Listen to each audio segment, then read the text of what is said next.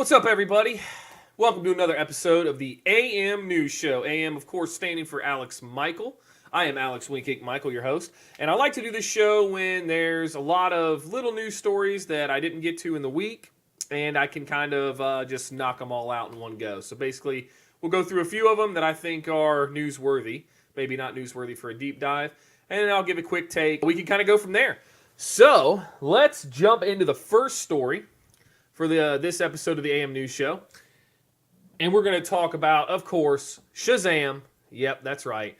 Shazam is coming to theaters next week. It looks like it's going to be just awesome. Sounds like it could be a very large sleeper superhero movie. I read somewhere that it had 270,000 pre-sale tickets. That's the most ever by any movie. So congratulations to Shazam. Jumping to our first article via Cinema Blend, Shazam's official Rotten Tomatoes score revealed. April is going to be a bigger month more than usual when it comes to movies based on comic book heroes. Of course, that means we have Avengers Endgame, have Hellboy, and of course Shazam. Here's the deal. Shazam is coming in at a 93% on Rotten Tomatoes. Doesn't look like there's a crazy amount of animosity or review bombing negatively or positively. Looks like it's got 81 reviews sitting at 93%. Everybody's saying this is a great film. It's going to be incredible. Probably going to smash whatever budget it had in place. So really looking forward to Shazam. I will probably see it next week. I just really think this movie is going to be good. I think it's going to have a different take, something with superheroes that we haven't really seen yet. So I'm really, really excited about that. Next story. This one, not quite as up and beat and happy. Sony chairman, former CEO Kaz Harai is retiring. This is tough. I mean, man, as a Sony fan, growing up with Sony, through PlayStation 1 all the way to this, multiple peripherals, PS2, PS3, PS4. I've loved Sony. I've always kind of preferred it as my go-to gaming console. I've always kind of put it ahead of Xbox and Microsoft. Not really sure why. I was just always a Sony kid. But this one was tough to read. This guy, I mean, was a pioneer. Absolutely incredible. Really just stuck with him forever. I mean, I think it says here, this is via Engadget. He was appointed CEO and president of Sony back in 2012, shortly after it lost $6.4 billion in 2011. He slashed costs, refocused the business on gaming and imaging, brought Sony back to profitability, and the company with earning $6.7 billion in fiscal 2017. He stepped down from his CEO role shortly after. It's handling the reins of CFO Kenichiro Yoshida. Probably just time to go. I mean, he's getting up there. I don't think that there's any kind of negativity or maybe there's an outlying story or issue with this. I would be surprised if there was. This has been a clean-cut executive for a really long time. I don't think there's any underlying story. I think it's just time to go. Same with Nintendo, with Reggie. I don't think that there's any kind of issue. His is a little bit more interesting, maybe a little bit picture curiosity a little bit more than this one does, but I think this is a clean exit. I think it's a man who's just put his time in and is ready to go to the house.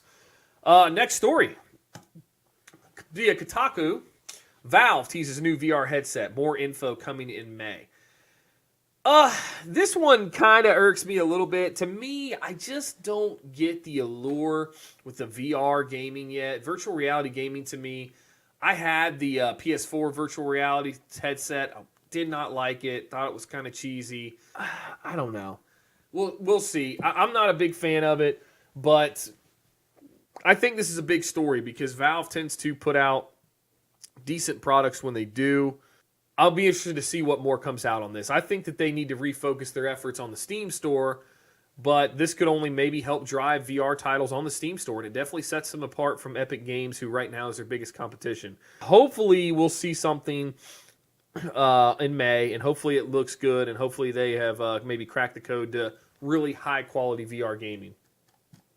But next story.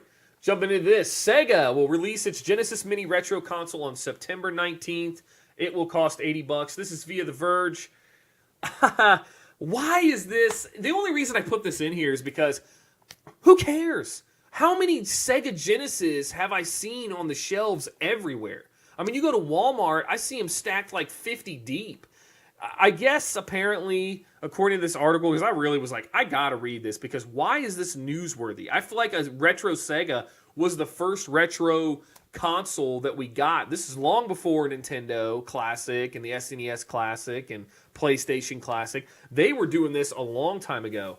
And what's even funnier to me is they're putting the same games on it. I mean, the same exact games that they've always put on it. Hopefully the 40 games is a true, Genesis 40, which it should be because they're kind of announcing this like it's a first-party deal. Even though it's not. At Games did get fired, though, thankfully. If you've ever bought an At Games console, AT Games, I don't even know if I'm saying that right. They are complete garbage. They don't last. They're junk. But I do think that the games will be the same. I just don't think that they've gone out and gotten any new licensing. But some of the games that you can expect on this thing are Comic Zone Gunstar Heroes, Powerball, P.O 2, Rent a Hero, Shining Force, Sonic 2, Space Hero, Comic Zone, Bloodlines, Dr. Robotnik's Mean Bean Machine, Echo the Dolphin, Gunstar Hero, Shining Force. Same junk. It's the same stuff that we've played on every single one of these. And down here, I think it says who took over the development. It is M2.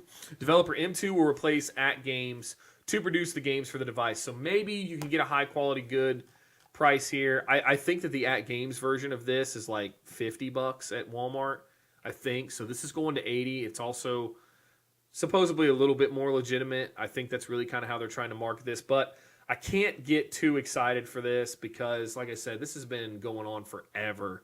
I mean, they've been releasing these things forever, and it doesn't look like the games lineup is going to get any different. There are 40 games, and unfortunately, we only know above about, I think, 15, maybe 12.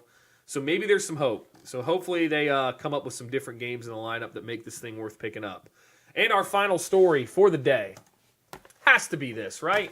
Borderlands 3, gameplay trailer breakdown, everything you need to know. This is via VG 24/7. Of course, the Borderlands 3 trailer came out. I would say 95% of people were super excited by what they saw. It is a true-to-form Borderlands game. It's meeting our expectations. It's what the fan base wanted, is what it looks like. It's not some cheesy knockoff or some kind of gimmick, like a Battle Royale gimmick. This is a true-to-form Borderlands game, and it's really exciting to see that. It looked like there was a couple of news websites, Polygon naming one, where they were trolling it a little bit, saying they aren't that excited for it, probably just for clickbait. I don't know if you're a Borderlands fan, you can't be too excited for this. I think this is a really great thing. Not to mention, they did an incredible job with the trailer. It is packed full of Easter eggs. If you're really into Borderlands, I would definitely suggest looking this up. It is everywhere. This article has a few of them. They actually even give you a link to a YouTube channel that has a full breakdown. I think that there's like 80 Easter eggs hidden in this trailer. Can't wait to hear more. And it looks like we'll hear more next week for Borderlands 3. So that's going to be an incredibly good thing. But with that being said, that is my stories for the AM News Show today. Just a quick breakdown. We will be back at it, of course, next week, probably on Monday or Tuesday, breaking down more stories. Of course, if something breaks, I will definitely talk about it, get it in here. Whatever you guys want me to do. If there's something you want to see, something you want me to talk about, let me know. I will definitely do that. You can follow me on Twitter. I'm very active on Twitter and, of course, on YouTube. So comment below. Let me know what you think. What do you think of the Borderlands 3 trailer? Are you as excited as I am? Hopefully you are. What about Shazam? Do you think that's going to be a good movie? I would love to hear your thoughts. Kaz Harai, the VR headset from Valve. I don't know about that. And, of course, the new Genesis. Who knows? Hopefully, we continue to grow this thing, and I really appreciate all the support and the comments and everything. I mean, I just am overwhelmed with it. I really, really sincerely appreciate it. Thank you all so much, and I will see you on the next one.